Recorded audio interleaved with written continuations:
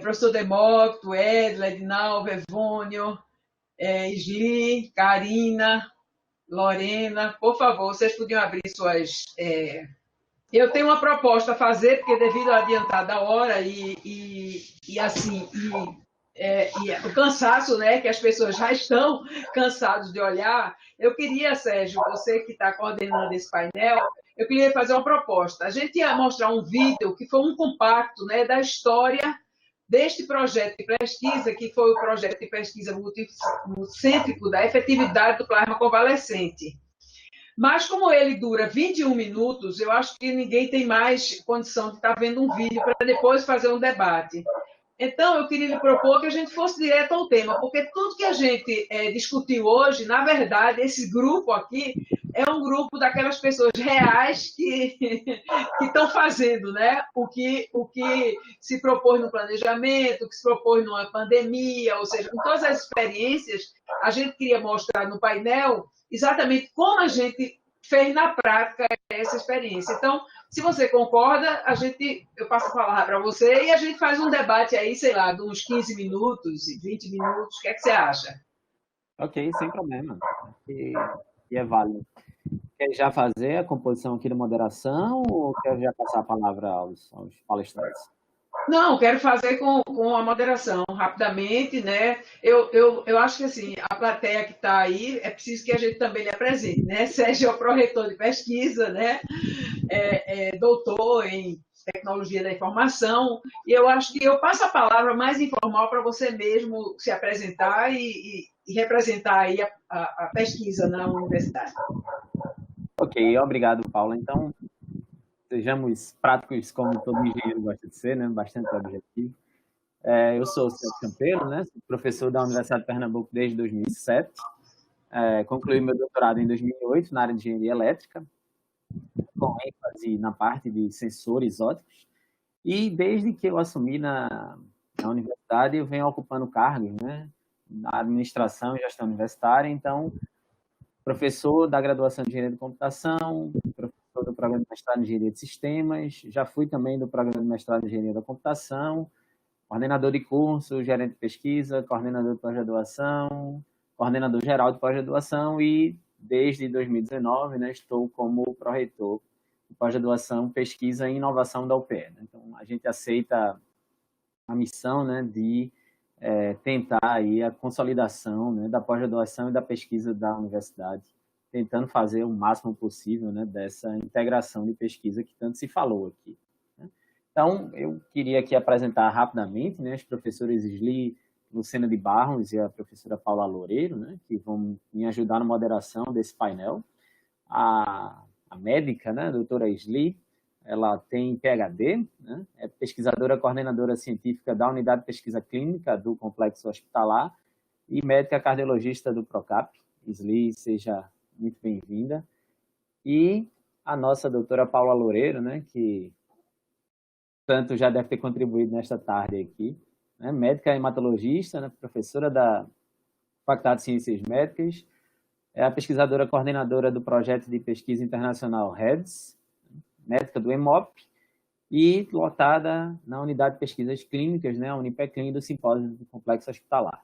Né? Atualmente também é assessora de integração de ensino, serviço e extensão da Superintendência do Complexo Hospitalar. Então, Paula e Isli, feitas as devidas, né, apresentações, se quiserem se pronunciar, senão a gente pode passar a palavra para Demócrito, mas aí eu queria antes ouvir Isli e Paula rapidamente, né, fazerem pequenas contribuições, tá bom? Boa noite. Eu posso... deixa 2 minutinhos, eu vou falar um pouco, que era a proposta, era para falar como nós construímos, né, um projeto de pesquisa multicêntrico e para enfrentar, né, o desafio de que era medidas de tratamento e efetividade de medida de tratamento para a Covid. Então, Isli, fale você agora. O som. O som. Agora. Boa noite a todos e a todas. Agradeço o convite, né, de participar desse simpósio, né, importante para a realização da universidade e contribuir um pouco com uma pesquisa, né, que está sendo tão, que foi tão bem apresentada hoje, né, pelo professor anterior à palestra da gente, e eu achei muito interessante ver um pouco da fala dele. A gente está aqui à disposição de vocês para contribuir um pouco naquilo que a gente vem trabalhando nesses últimos 15 anos, que foi a instalação dessa unidade de pesquisa, né, dentro do complexo hospitalar da universidade.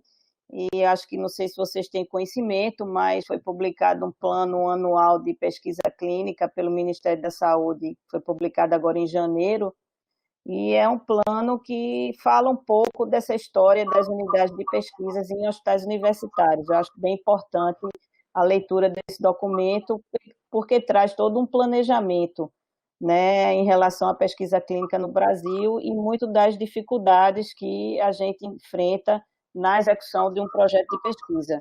Então, vamos às discussões e a gente fala mais um pouquinho sobre isso. Estou à disposição de vocês. Tá. Então, deixa eu apresentar, né? Assim, depois cada um se apresenta mais. Esse projeto foi liderado, né, como pesquisador principal o professor Demócrito Miranda, que é um médico infectologista e com larga experiência em pesquisa, né, ligado ao PPG, ao Programa de Pós-Graduação da FCM, e nós agregamos, né, todas as pessoas que estavam envolvidas nos outros hospitais, né? Então, nós hoje temos, nesse projeto, temos participando o Hospital das Clínicas, o PROCAP, o HC, e as agências transfusionais desses hospitais e a grande produtora, né, da nossa proposta de avaliar a efetividade, o EMOP.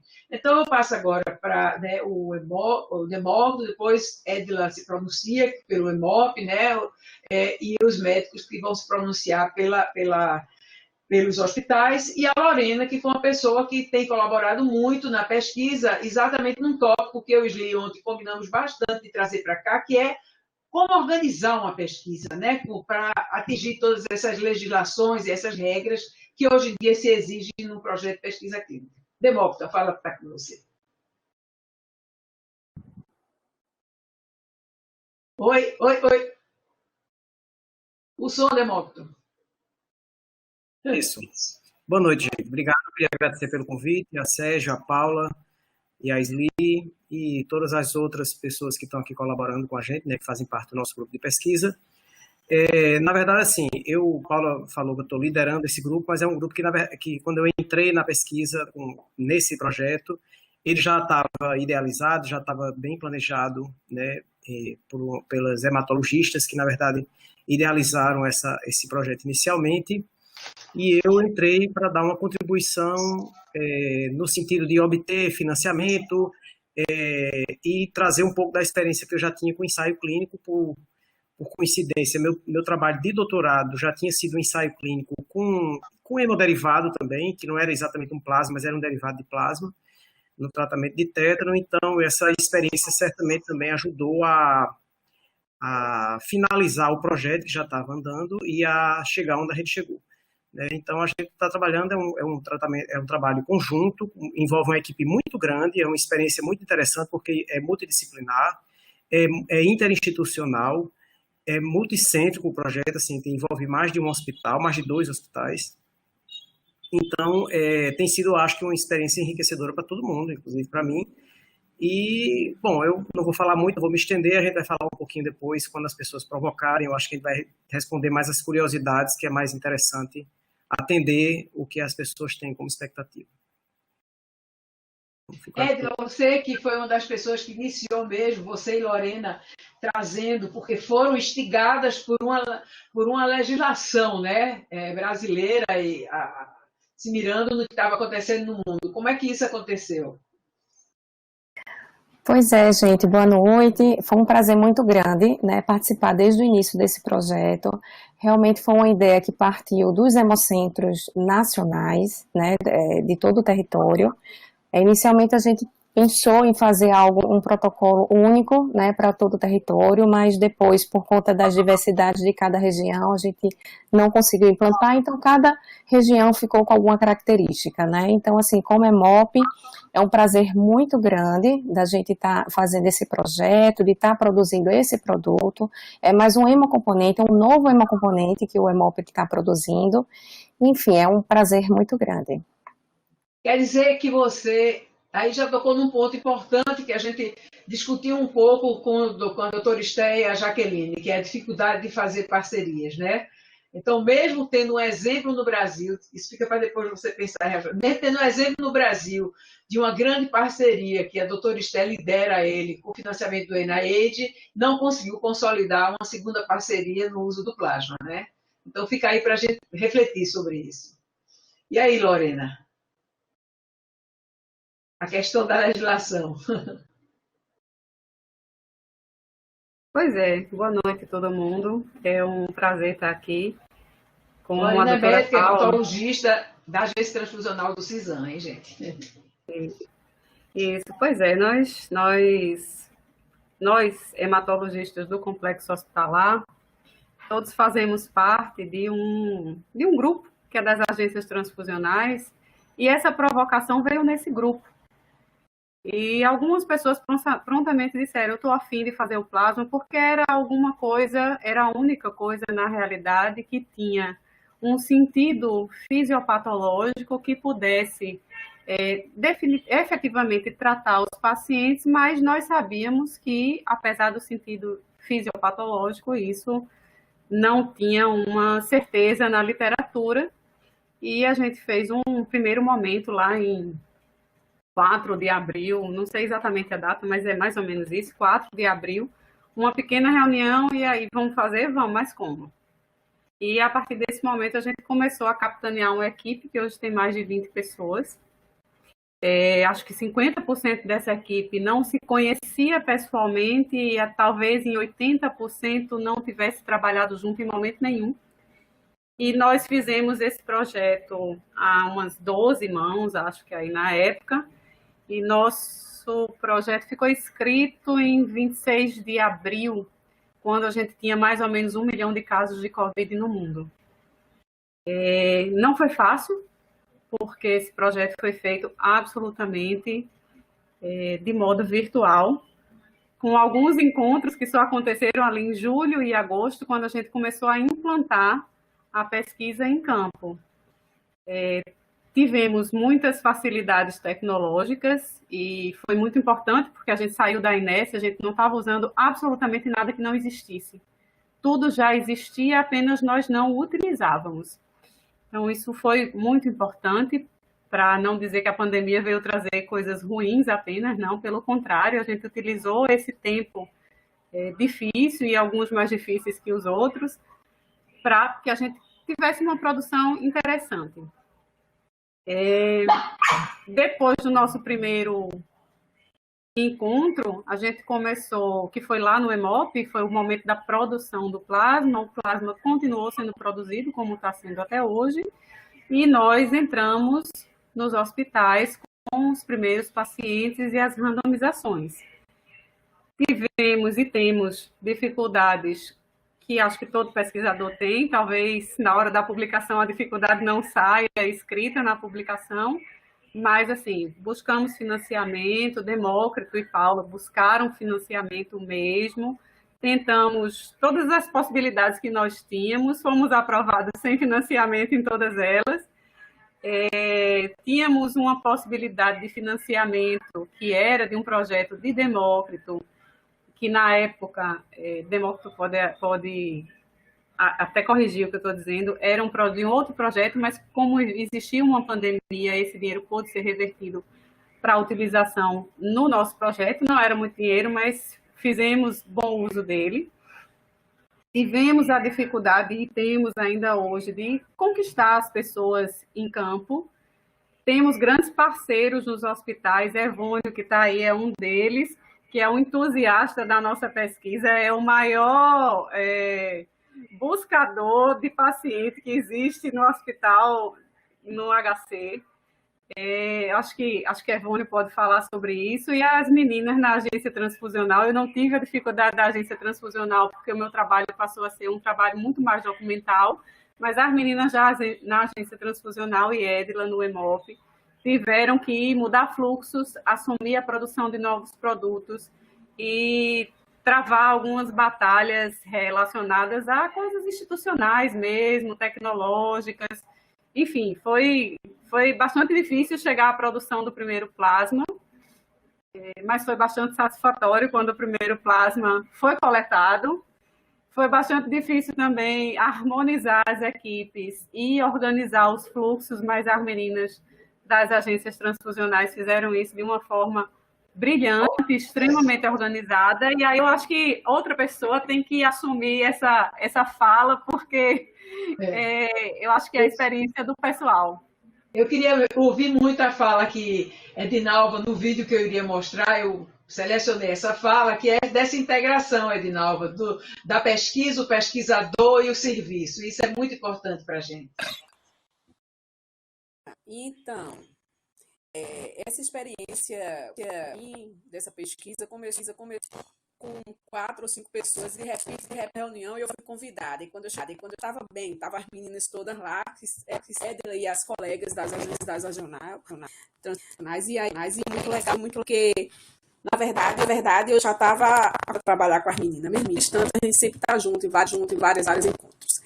E aí, como é que foi? Voltou o projeto e chegou o momento que o serviço na transfusional ia ter que se adaptar a alguns fluxos com poucos componentes. Nós já fazíamos transfusões normalmente, mas alguns fluxos iam ter que mudar. E aí, chegou o momento para a minha equipe. Até então, estava sozinha, a equipe que trabalha comigo. E foi muito bom. E foi muito legal, porque levei para os supervisores da agência transfusional, eu senti um acolhimento da pesquisa, sabe? Eu sabia que a importância de você compartilhar. E eu bastante feliz, porque eu entendi que os profissionais, na hora que eles são incluídos no projeto, são estimulados. Então eu senti isso dos supervisores, e os supervisores tanto de enfermagem quanto de imunologia dos serviços acolheram a proposta, levaram para o pessoal que executa, na verdade, os testes de laboratório técnico de enfermagem, que acolheram com maior pesquisa. Então, apesar de algumas dificuldades, que assistência pode acontecer quando você consegue ir lá e levar a equipe a importância da pesquisa. E naquele momento, para todo importante produzir um plasma em Salvador, dentro da instituição. E outra coisa muito bacana, dentro do Oswaldo Cruz, foi o envolvimento da diretoria. No momento que eu disse, eles sabiam que estava acontecendo, porque Demócrito já passado, coordenador da pesquisa, o doutor responsável pela pesquisa. E a minha coordenadora, a diretora médica, desencanou, Ana Cristina, estava nos laboratórios, no hospital, e foi dando o apoio que ela deu, conseguindo muitas coisas que influíram na pesquisa. Então, eu quero dizer aqui, deixar assim a mensagem, que apesar das dificuldades, dentro do Oswaldo Cruz, nós tivemos um acolhimento muito grande dentro da jornal e dentro da diretoria. Então, assim, para mim, essa experiência de juntar pesquisa e assistência dentro do Oswaldo Cruz foi muito bacana, foi bem legal. Tá dando certo e está muito entusiasmado. Não teve ninguém que não todo mundo. Para fechar a questão do complexo hospitalar, sou eu, meu. Para fechar essa questão, Karina, você queria falar? Eu não estou conseguindo ouvir, está retornando. Ó. Karina. Boa noite a todos. Eu sou Karina, sou médica hematologista da Agência Transfusional do PROCAP. Ao PROCAP coube o primeiro paciente, que foi randomizado para o grupo que iria receber e recebeu o plasma convalescente. E foi um frisson e foi uma emoção grande, porque a gente estava instituindo a teoria que a gente trabalhou durante tantos meses com esse trabalho de tanta gente, né? Contamos com a ajuda do Dr. Gildo, que foi um captador rápido e importantíssimo nesse processo. Nesse momento, foi onde a gente viu que, apesar de ser um produto que a agência já trabalha, que é o plasma, mas era um plasma diferenciado e a gente precisava fazer alguns ajustes para as coletas que esses pacientes precisavam fazer. Então, todo esse processo da seleção do paciente, a randomização, a infusão propriamente dita, né, esse transporte, comunica ao EMOP, volta, tem o produto, dá tudo certo, monitorização desse paciente na transfusão, no pós, tudo aquilo que a gente tinha planejado, a gente conseguiu executar de maneira detalhada e seguindo à risca tudo aquilo que a gente tinha planejado. Esse é um momento muito bom, porque foi fruto de um planejamento muito cuidadoso, muito meticuloso, a muitas mãos, num ambiente completamente virtual, numa situação de pandemia, e ver tudo isso frutificar de maneira tão fidedigna ao que a gente planejou foi fundamental. Foi animador, corrobora as palavras de Edinalva de que essa união de todos em prol de que esse resultado pudesse ser alcançado, isso é fundamental. Agradeço enormemente, né, às equipes multidisciplinares. A gente não faria nada se não fosse o corpo de enfermagem das agências, o corpo de laboratório da imunematologia, assim como os colaboradores das outras áreas, que são os médicos que estão lá na assistência, né, eles captarem, fazerem um pouco mais do que já estava fazendo. Todo mundo já estava sobrecarregado de trabalho, porque todos nós ganhamos um terceiro turno de reuniões online, de pesquisa, no nosso caso, que eram 2 por semana durante 4 meses, todas as noites, reuniões longas, e todas essas pessoas estavam com esse mesmo ritmo, e todo mundo topou a empreitada, e ela vem sendo muito rica. E para mim, pessoalmente, é uma experiência muito rica. Eu não sou uma pesquisadora. Que as crianças participassem, né? Eu vou, para fechar o circuito dos hospitais, vou passar para a Evônio, que a Evônio é aquela experiência nossa extramuro da UPE, né? Evônio, rapidinho, como é que você se articulou lá dentro do seu hospital para essa pesquisa? Boa noite a todos. Agradeço o convite para participar do simpósio. Bem, dentro do hospital, a pesquisa foi muito bem recebida, né? Desde a direção, também passando pela agência transfusional, o laboratório, assim, houve uma integração multidisciplinar e multissetorial, assim, foi muito importante, nós conseguimos aprender bastante. E não só a interação entre o Hospital das Clínicas, mas também em a velocidade, o fluxo, né? Quando houve o primeiro plasma do hospital, né? Com o EMOP, então, assim, foi tudo muito rápido e só prova que quando as instituições conseguem se articular e que se oferecer condições, melhores condições, principalmente assim, que no nosso momento precisamos sempre, né, financeiras, as coisas funcionam bem, né? Então, assim, eu estou aprendendo, estou muito feliz de participar do estudo, da pesquisa. Okay. Eu volto para Sérgio. Tudo que você escutou, Sérgio, você quer aí fazer alguma observação, alguma pergunta? Eu estou aprendendo aqui, né? Sou um engenheiro. Mas o que eu queria entender mais um pouquinho é assim, estou vendo que a pesquisa envolveu, né, Oswaldo Cruz, EMOP e outros, né, hospitais e outros atores. E aí talvez seja uma pergunta um pouco mais direcionada para a Demócrito. Como ficou essa integração, né, dessa pesquisa acontecendo com os programas de pós-graduação e os nossos alunos, né, que a gente tem? Como é que essa coisa toda se integrou, né? Para que a gente consiga colocar para a sociedade, né, para as agências reguladoras, etc., todo esse processo de pesquisa que a gente está tendo, de modo a reforçar, né, nesse caso específico, né, a nossa pós-graduação lá de Ciências da Saúde, né? Como é que isso entrou como um todo? E aí é aquela coisa bem direcionada para o cargo que eu estou ocupando nesse momento, né? Demócrito.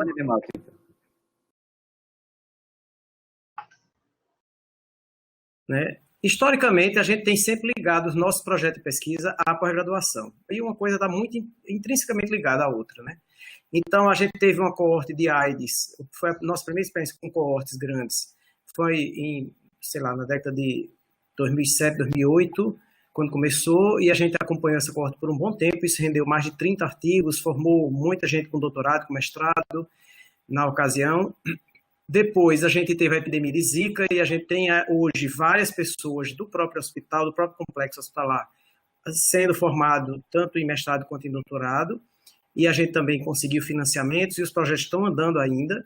E a gente agora foi surpreendido por essa epidemia de corona, foi uma epidemia que chegou muito rapidamente, e a gente teve que elaborar os projetos assim, correndo, também com todas as dificuldades já foram faladas, eu não vou me repetir, e nesse exato momento a gente ainda não tem um link direto envolvendo alunos da pós-graduação, né? A gente tem conversado aqui no grupo, pessoas que estão interessadas em fazer pós-graduação, que talvez se insiram agora ou futuramente em editais que vão se abrir para vagas, de forma que a gente também consiga envolver. O que a gente tem de pós-graduação, assim, tem um apoio muito grande, assim, institucional, né? Você é uma pessoa que deu apoio a gente, assim, já facilitou muito a possibilidade de a gente usar o REDCap, que é um banco, né, uma plataforma para banco de dados, e a gente tinha na universidade, mas não estava usando ainda, isso tornou viável muito rapidamente ainda para usar na pesquisa, e a gente já está usando. A gente tem parceiros já antigos também que estão colaborando, que são da pós-graduação, como o Ulisses, que também é docente da pós-graduação, e que também está fazendo parte do grupo de pesquisa. Então, assim, ainda é uma forma indireta, né, mas que tem esse papel importante, né? E eu espero que depois a gente já vá inserindo algumas das pessoas que estão como pesquisadoras, talvez já como alunos, e que possam se beneficiar também na sua formação. Essa é a ideia. Então, voltando aí, Isli, você tem alguma pergunta a fazer? Eu queria ouvir um pouquinho de vocês, também ouvir Demócrito, em relação à formação especificamente em pesquisa clínica, Demócrito. Eu sei que você tem uma experiência desde a sua tese de doutorado, né, com pesquisa clínica, e a gente vem realmente se dedicando a entender um pouco nesse processo dentro da universidade, porque diversos trabalhos são realizados, né? E a gente sabe que a pesquisa clínica tem uma regulação forte, né, do ponto de vista tanto ética como sanitária, dos processos de regulação para a liberação desses estudos clínicos. E não menos difícil deve ter sido essa questão, né, da liberação do plasma, né, existe uma regulação também dentro dos centros de hemoterapia, né? Isso foi rapidamente resolvido. A gente sabe que tinha uma urgência, né, da pesquisa por se tratar de uma pandemia.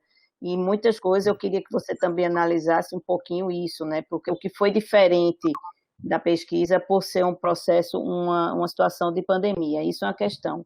Mas da formação em pesquisa clínica, você sente uma dificuldade em realizar esses trabalhos?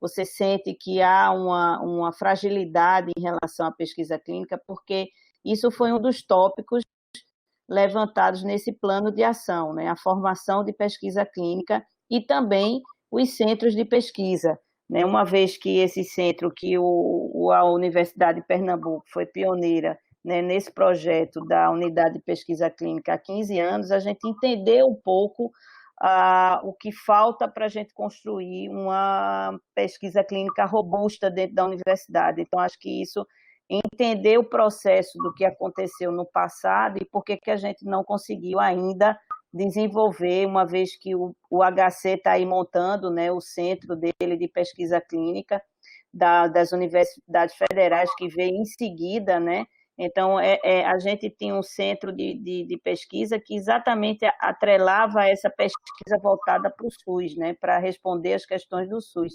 E eu vejo as meninas aí muito empolgadas nisso. A gente sabe que a pergunta da pesquisa está no serviço. É a gente que se sente incomodada e quer resolver o problema, mas a gente também precisa ter uma formação em pesquisa clínica para propor projetos, né, que sejam competitivos dentro desse mundo em que o fomento é um recurso cada vez mais escasso. Então, eu queria ouvir um pouquinho de você e de Sérgio também, o que é que vocês acham em relação a isso.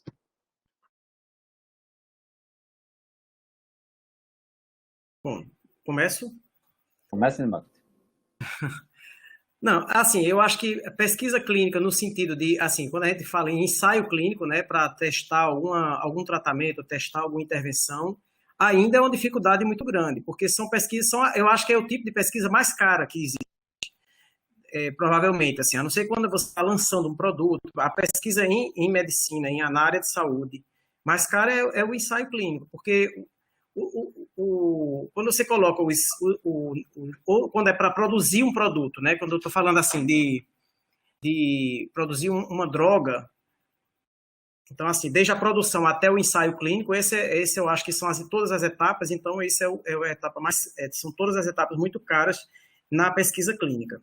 Mas esse tipo de pesquisa que a gente está fazendo, ela permite usar muito, porque permitiu usar a experiência e o know-how local, né?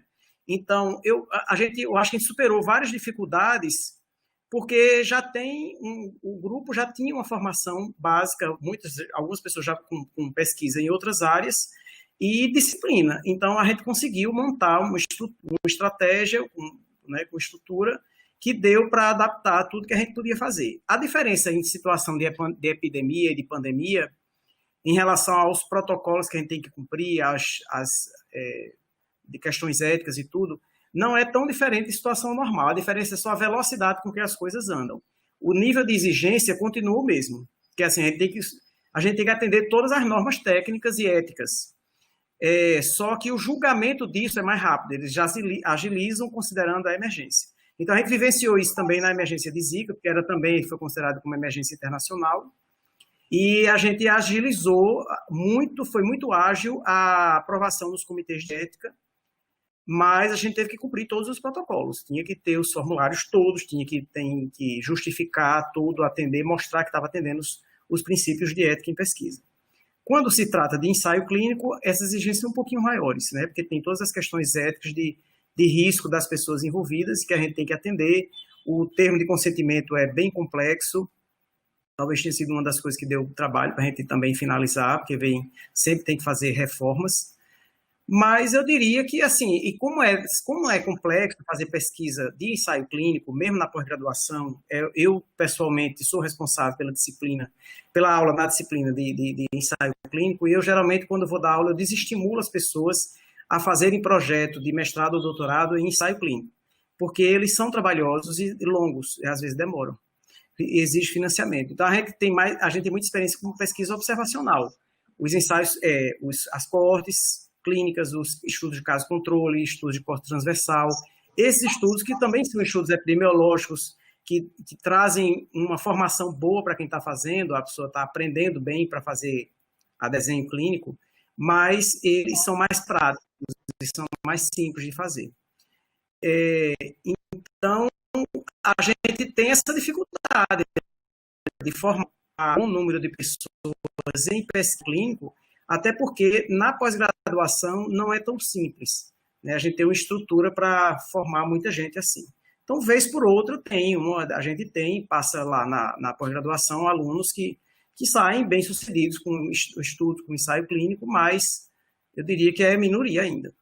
Não sei se eu respondi tudo, Isla. Bom, eu queria passar para a Sérgio e também fazer uma proposta, né? Porque a gente poderia até ficar até 9 horas da noite aqui discutindo, já que estamos acostumados, né, Karina? Toda quinta-feira ficar até 10 da noite discutindo o projeto. Mas a gente sabe, né, que tem muita gente já está cansada, né? Nós começamos pontualmente às 1h30.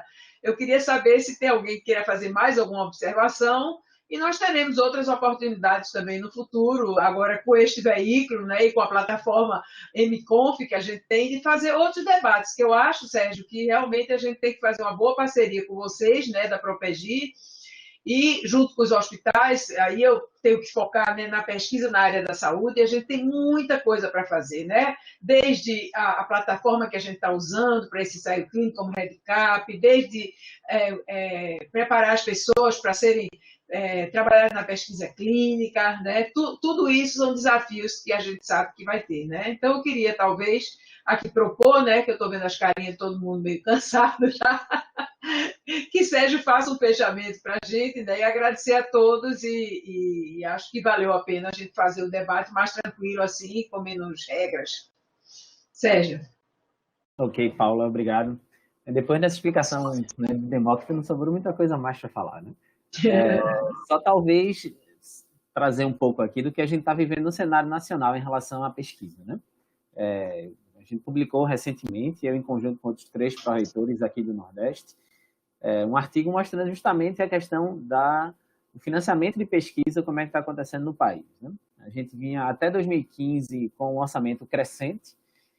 A partir de 2015, a própria proposta de orçamento começa a cair, né? Então, a gente já voltou para patamares aí da época de 2011, mais ou menos, em relação a orçamento. Estamos com patamares anteriores a isso, em relação ao dinheiro efetivamente executado, né? Então, o próprio orçamento de agências que tem os recursos vinculados a bolsas, né? Que são os recursos que você praticamente não consegue cortar, mas inclusive esses estão diminuindo, né? Então, a gente teve movimentos recentes de que bolsas que estavam alocadas a alguns alunos, elas não foram cortadas, mas elas mudaram de modalidade, e a partir do momento que completou o tempo daquela bolsa, ela não pode ser repassada para outro aluno, né? Então, aqui na UPE, que nós não somos uma universidade tão grande com relação à pós-graduação, por conta dela ser ainda jovem, nós chegamos a perder 60 e poucas bolsas. O número que está na minha cabeça aqui, 67. Esse número está anotado em cima da minha mesa lá na pró-reitoria, para eu não esquecer dele, né? E terminei esquecendo, né? Mas é algo assim, todo mundo está convivendo com esses cortes agora. Então, quando a gente vai para um âmbito desse de pesquisa clínica, né, que demanda muitos recursos, a dificuldade vem ainda maior, né? Então, do ponto de vista da Propeg, né, tudo que a gente tem conseguido fazer com relação a isso, a gente está se esforçando bastante, né? Demócrito citou aí a questão da rede CAP, né, que a gente colocou, né, parte da nossa equipe lá para ajudar nesse processo, foi bem sucedido, né, conseguimos utilizar a plataforma e agora a gente vai partir para a sua institucionalização, né, para que mais pesquisadores possam usar, etc. Mas a gente está num ano bem complicado, né, porque apesar da epidemia, que não preciso falar nada para vocês que ficaram aí na linha de frente, a gente está no ano de fechamento da avaliação da pós-graduação. Então, a gente tem pontos críticos, né, da pós-graduação da universidade que a gente precisa colocar muita atenção, né? Então, a partir de 2021, a gente vai ter pulado essa etapa, né? Inicia um novo ciclo avaliativo, e aí é aquela hora que a gente pode começar a fazer ações de mais longo prazo, né? Para conseguir fazer um pouco mais dessa aproximação que a gente precisa, né, do serviço com a pesquisa, com a pós-graduação.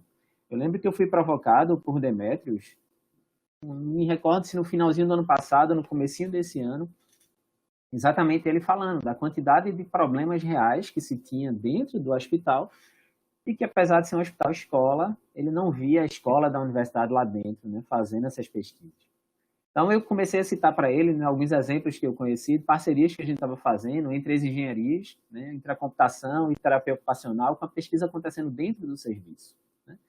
E aí ele ficou lá super empolgado, né, e a gente continuou a conversa e pouco tempo depois veio a epidemia, e a gente teve que colocar isso um pouco de lado, né? Vamos tratar aí das urgências que estavam aparecendo. Mas aí quando eu vejo aqui, né, o pessoal que está nos hospitais, que está no EMOP, etc., precisa de fato ter essa aproximação, né? A gente tem forçado, tem acontecido alguns casos, né, pontuais, mas a gente precisa de alguma maneira institucionalizar isso cada vez mais, né? Então eu reforço aqui o compromisso da Pró-Reitoria, né, da gente fazer cada vez mais essa parceria. Acho que Paula sabe aí, eu demoro pouquíssimo tempo, né, para responder aí as mensagens, né, e-mails, etc. A gente consegue fazer essas coisas muito rápido. E aí esse dinamismo, né, que eu puxei um pouco aí, que é uma característica minha, eu coloquei isso na equipe, né, da Pró-Reitoria, a gente está conseguindo fazer essas conversas, essas respostas muito rápidas, né? Então, dessa forma, acho que continuando essa parceria, a gente vai conseguir colher bons frutos aí, né? Então, esse projeto de vocês é um projeto exemplar, né? Que precisa ser bastante divulgado e, de alguma maneira, fazer com que ele contribua também, né, além da o próprio resultado da pesquisa, mas contribua também para os indicadores da universidade, né, para que a gente consiga mostrar cada vez mais nossa competência. Né? Era isso. Sim. Então, eu acho, né, devido à adiantada da hora, eu vou agradecer a todos que se dispuseram, né, e disponibilizaram a participar. Sérgio, a gente tem muito a agradecer a você. Eu junto aqui o que a Edinalva falou, a importância da gestão, estar sensível e estar dando apoio, a importância, né, da gestão tanto nos hospitais quanto na pró-reitoria. Você vê que algumas atitudes da gestão já mudaram um quadro que a gente vinha quase que digo, batendo, né, batendo e não conseguia. Então, isso é verdade, você é um respondedor muito rápido, a qualquer hora, inclusive, e a gente agradece muito. E a nossa parte, eu acho que nós vamos também cumprir, porque aí a gente tem um longo caminho ainda para implantar, né, esse instrumento, que é um instrumento fantástico, que é o REDCap, que vai ajudar não só a nossa pesquisa, como a todas as pesquisas que daqui para frente, qualquer área seja feita. Então, agradeço a todos, vamos encerrar hoje o dia e amanhã tem mais. Obrigado, gente. Tchau. Gente, desfaz a mesa, agradece a todos, parabeniza a todos, né, de ter pessoas tão capacitadas na nossa universidade e a relação com outras pessoas também muito capacitadas em outras universidades. Parabéns a todos.